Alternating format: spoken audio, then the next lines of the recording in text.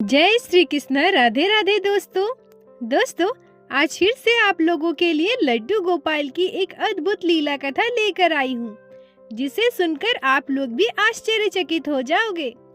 सालों साल तक एक कुएं में बंद लड्डू गोपाल अचानक से ग्राम वासियों को कहने लगे, पुकारने लगे, मुझे यहाँ से बाहर निकालो, ले चलो यहाँ से। और उस गहरे कुएं में 17 साल का एक साहसी लड़का उतरकर अपनी जीवन की बाजी लगाकर लड्डू गोपाल को वहां से उद्धार करता है। वीडियो में आगे बढ़ते हैं। आशा करती हूँ आप लोगों को वीडियो बहुत अच्छा लगेगा, तो वीडियो को पूरा अवश्य सुनिएगा। आज की ये लीला कथा हमारे साथ शेयर की है कोलकाता में रहने वाले विपुल जी ने। विपुल जी जब बहुत छोटे थे तब उनको इस घटना के बारे में पता चला था। विपुल जी के घर में एक श्री कृष्ण का मंदिर है, जहाँ पर प्रतिदिन एक पुजारी पूजा पाठ करने आते थे। वो श्री कृष्ण के परम भक्त थे। श्री कृष्ण के अलावा उनके जीवन में जैसे और कुछ था ही नहीं। जब भी वो पूजा करने आते थे तो अपने साथ अपनी बेटी को भी लेकर आते थे, जिनको प्यार से सभी लोग राधिका कहकर पुकारते थे, क्योंकि वो भी श्री कृष्ण की परम भक्त थी। वो श्री कृष्ण को अपने पति के रूप में पूजा करती थी, इसलिए उन्होंने कभी शादी भी नहीं की। और उनकी शादी ना करने से उनके पिताजी को कभी कोई दुख या ऐतराज भी नहीं था, क्योंकि पुजारी जी ने हमेशा अपनी बेटी को सिखाया था कि भगवान के चरणों में ही दुनिया है। बाकी जो सारी चीजें हम लोग करते हैं वह सब मनगढ़ंत होती है, सब मोह माया होती है।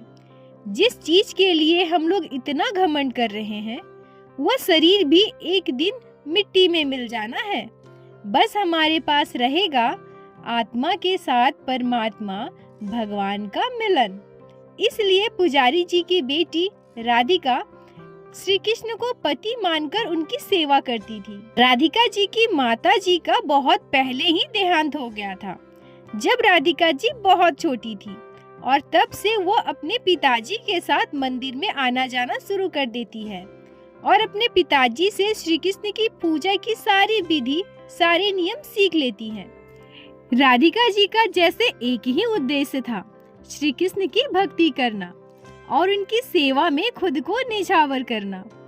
विपुल जी कहते हैं कि मुझे राधिका दीदी के साथ रहना बहुत अच्छा लगता था, क्योंकि वो हमेशा श्री कृष्ण की पूजा करती थी, उनकी सेवा करती थी, उन्हें स्नान कराती थी, उन्हें तैयार करती थी, उनका श्रृंगार करती थी, उनके लिए फूलों की माला बनाती थी, उनके लिए प्रसाद भी बनाती थी, हमेशा से श्री कृष्ण की भक्ति में लीन रहती थी।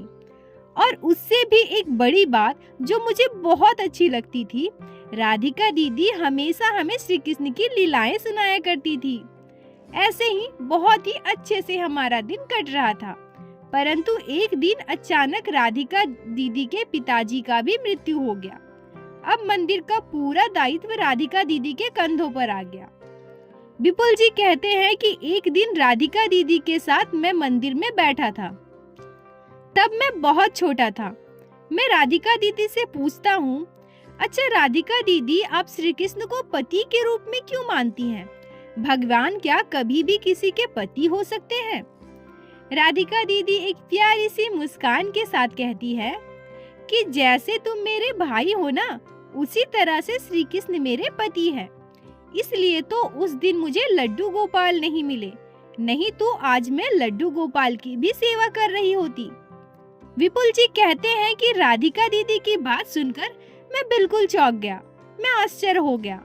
मैं दीदी से पूछता हूँ, दीदी ये लड्डू गोपाल कौन है? आपने तो कभी नहीं बताया लड्डू गोपाल के बारे में, आप तो हमेशा श्री कृष्ण के बारे में बताती हैं। विपुल जी हमसे कहते हैं कि दीदी इतनी शांत स्वभाव की थी कि उनके मुख में हमेशा एक प्यारी सी मुस्कान लगी रहती थी। कुछ भी पूछने से वो प्यार से जवाब देती थी मुस्कान के साथ, कभी भी किसी बात पे गुस्सा नहीं करती थी।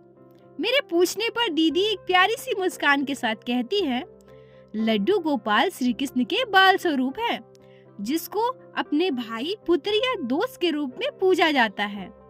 पर मेरे पास तो पहले से ही श्री कृष्ण है, जिनको मैं अपने पति के रूप में पूजती हूँ।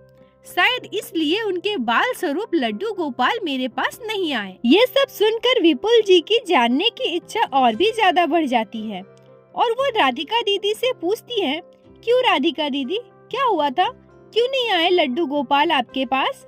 राधिका दीदी कहती हैं, भाई मैंने तुमसे कहा था ना, हमारा मिट्टी का पुराना घर टूट चुका है, वहाँ पर एक छोटा सा घर बनवाना चाहती हूँ। विपुल जी कहते हैं, हाँ दीदी आपने तो कहा था, तो क्या हुआ, आपका घर बन गया क्या? राधिका दीदी कहती है, हाँ भाई मेरा छोटा सा घर बन चुका है, जहाँ पर मैं और मेरे पति बहुत ही आराम से खुशी खुशी रहते हैं। जब घर बनना शुरू हुआ था तो आपस की मिट्टी कोड़ी जा रही थी, तभी हमने देखा कि हमारी जमीन में एक बड़ा सा गड्ढा बना है जिसमें से पानी आ रहा है। मेरे घर काम करने वाले भैया ने कहा कि अगर इस गड्ढे को और गहरा कर दिया जाए तो इसमें से अच्छा पानी निकलेगा। मैंने भी उनसे कह दिया कि घर बनाने का काम पूरा होने के बाद आप यहाँ पर कुआं बना देना, जिससे हमारी पानी की समस्या भी दूर हो जाएगी। घर और कुआं दोनों बनकर तैयार हो गया है और मैं प्रतिदिन की तरह मंदिर पर आ गई। देखो ना भाई, 4-5 दिनों से मंदिर में उत्सव चल रहा था, इसलिए मैं घर भी नहीं जा सकी। उसके बाद जब मैं घर गई तो मुझे मेरे ग्रामवासियों ने घेर लिया और मुझसे कहने लगे, अरे राधिका तुम कहाँ थी? यहाँ तो बहुत बड़ी घटना घटी है जिसके बारे में तो तुम्हें शायद पता ही नहीं है। मैंने कहा, क्या हुआ है चाचा, मुझे तो कुछ भी नहीं पता। तो चाचा जी कहते हैं, तुम्हें पता है तुम्हारे कुआं बनवाने के बाद यहाँ 3-4 दिनों से लगातार आते जाते लोगों को कोई आवाज दे रहा था, कोई पुकार रहा था, मुझे यहाँ से बाहर निकालो, मुझे यहाँ से ले चलो। पर हम लोग इतना डर गए थे कि उस कुएं के पास गए ही नहीं। पर तुम्हारे पड़ोस में रहने वाला वो छोटा सा लड़का है ना, वो बहुत साहसी है, वो भी इस कुएं के पास आया और उसे भी यही आवाज सुनाई दी कि कोई मुझे यहाँ से निकालो, मुझे यहाँ से ले चलो। उसने जैसा सुना वैसा ही किया। हमें तो पता ही नहीं था कि वो छोटा सा लड़का इतना साहसी है। वो लड़का खुद से इस कुएं में उतर गया और तुम्हें पता है वो कुएं के अंदर से क्या लेकर आया? एक प्यारी सी छोटी सी लड्डू गोपाल। और तुम्हें पता है उस लड़के की मम्मी लड्डू गोपाल की बहुत ही प्यार से सेवा कर रही है। गांव के सभी लोग जाकर उस लड्डू गोपाल के दर्शन करके आ रहे हैं। राधिका तुम भी जाओ, अब देर मत करो, तुम भी जाकर लड्डू गोपाल के दर्शन कराओ। और चाचा जी कहते हैं, लड्डू गोपाल की प्रतिमा बहुत ही प्यारी है, पर हाँ थोड़ी सी काली पड़ गई है, बहुत दिनों से मिट्टी के अंदर दबे थे ना, शायद इसलिए। इसके अलावा लड्डू गोपाल का चेहरा बहुत ही सुंदर है। तुम बिल्कुल भी देर मत करो, अभी जाओ और पहले दर्शन करके आओ। राधिका दीदी उस आंटी के घर गई और लड्डू गोपाल को खुद के पास लाने के लिए आंटी से बहुत रिक्वेस्ट किया, पर आंटी ने मना कर दिया। उन्होंने कहा, मेरे बेटे ने इतने गहरे कुएं से लड्डू गोपाल को निकाला है, मैं तुम्हें हमारे लड्डू गोपाल को कैसे दे सकती हूँ?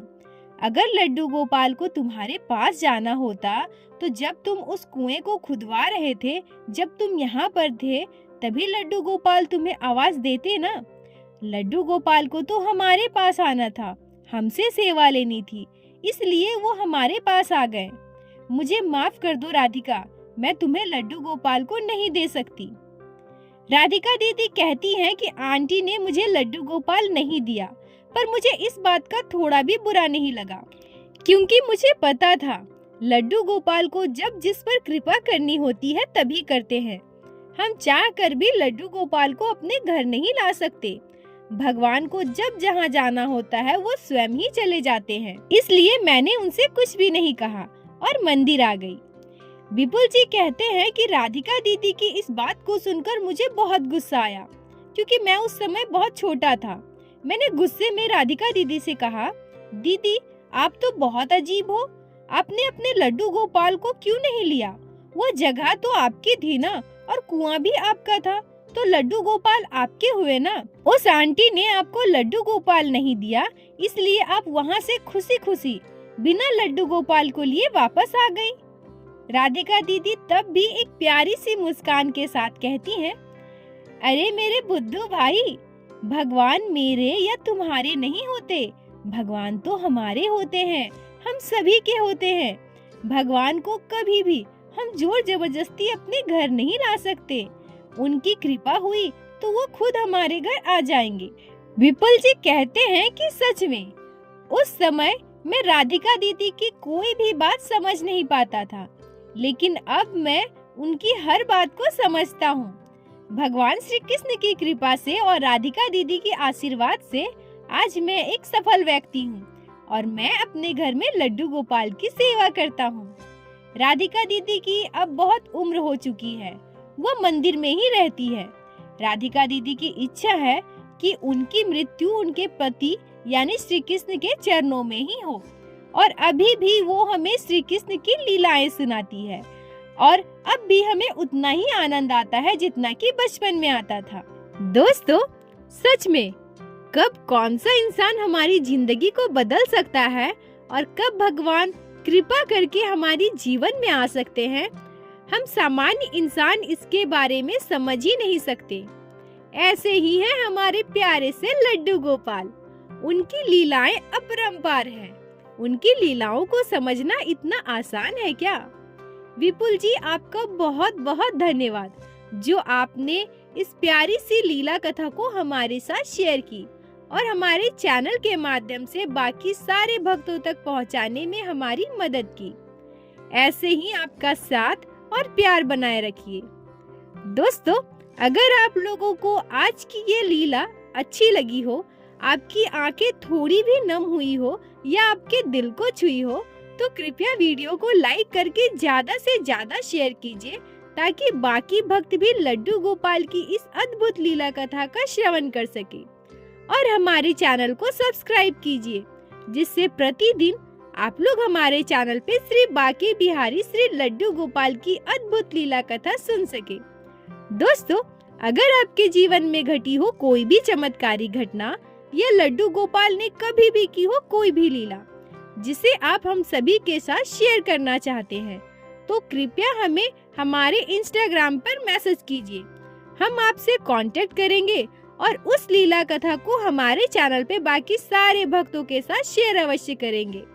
लड्डू गोपाल की कृपा आप सभी पर ऐसी ही बनी रहे, हमेशा खुश रहें। राधे राधे दोस्तों।